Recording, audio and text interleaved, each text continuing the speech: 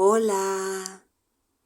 El erudito ensayo de Cortázar sobre la teoría de la novela, Teoría del túnel, escrito en 1947, fue publicado póstumamente en 1996, cuando hacía ya más de una década que había muerto el escritor en París. En vida, Julio publicó unos pocos artículos sobre el tema.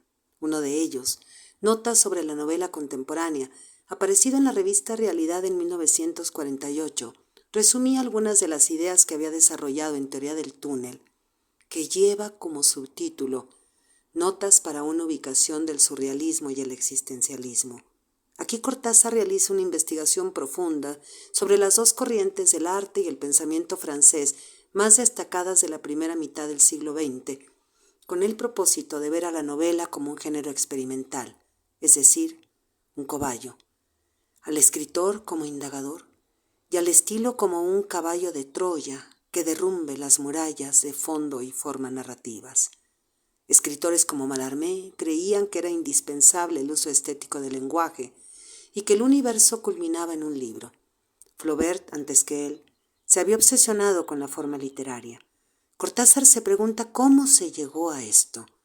La clave para él estaba en qué había ocurrido durante el romanticismo, que vio la literatura como una empresa individual, donde el libro era un objeto personal, expresión de una conciencia.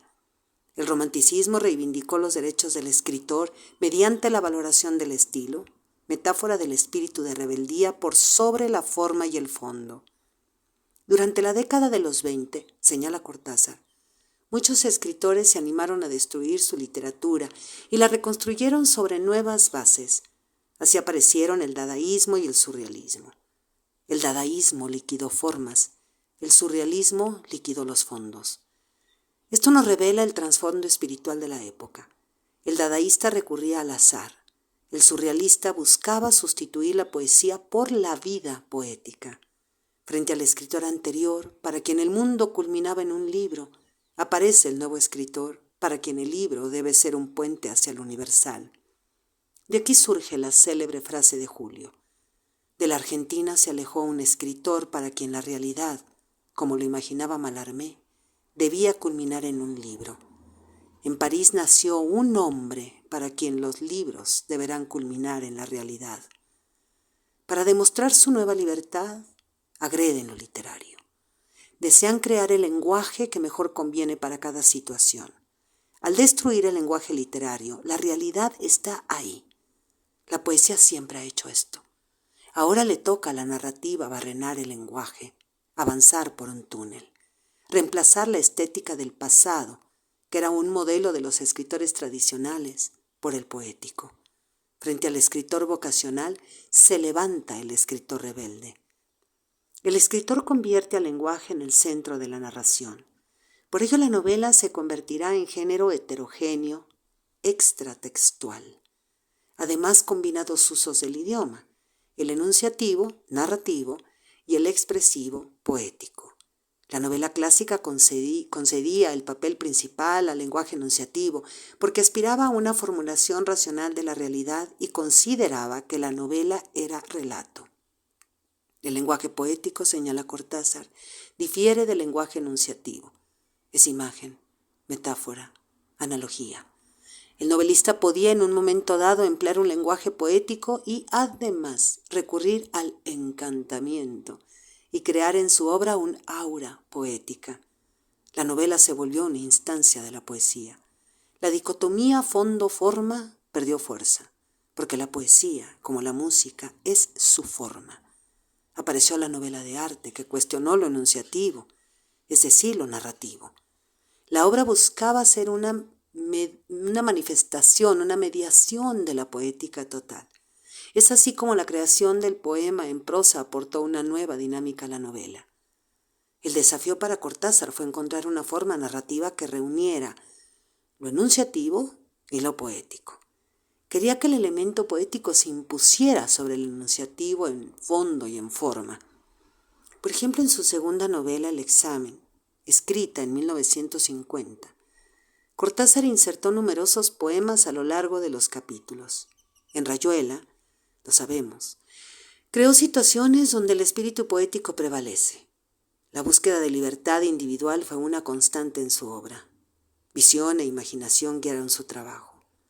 Buscaba comprometerse con el hombre integral, el hombre nuevo, a través de una posición ética e indirectamente política. Por eso sus personajes conviven y discuten como en un simposio, en Rayuela, sobre sus vidas y sus ideas, con una actitud ante la realidad reflejada en sus acciones. En sus novelas disfrutamos situaciones surreales, alegóricas o simbólicas. Por ejemplo, en El examen los personajes viven la inminencia de una gran catástrofe social que deforma y transforma sus vidas.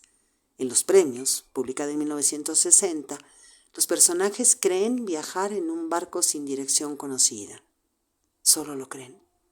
En Rayuela, los personajes viven el amor entre dos mundos, en un intersticio, sobre un tablón al pie del abismo. En todos los casos, el sujeto busca salida al dilema existencial, un puente que le permita conquistar la suprarrealidad de la libertad. Como hombre de su tiempo, Cortázar creyó en la rebeldía libertaria del artista. Buscó que su literatura fuera expresión de ese sentimiento que unía lo mejor del arte de ruptura de las vanguardias con el pensamiento filosófico del mundo de entreguerras. Para él, la literatura no fue un producto estético separado de su vida, sino una expresión integral de su experiencia.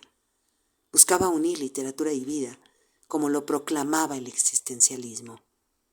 Rayuela es una obra de ruptura que busca expresar la problemática del lenguaje narrativo del género novelístico.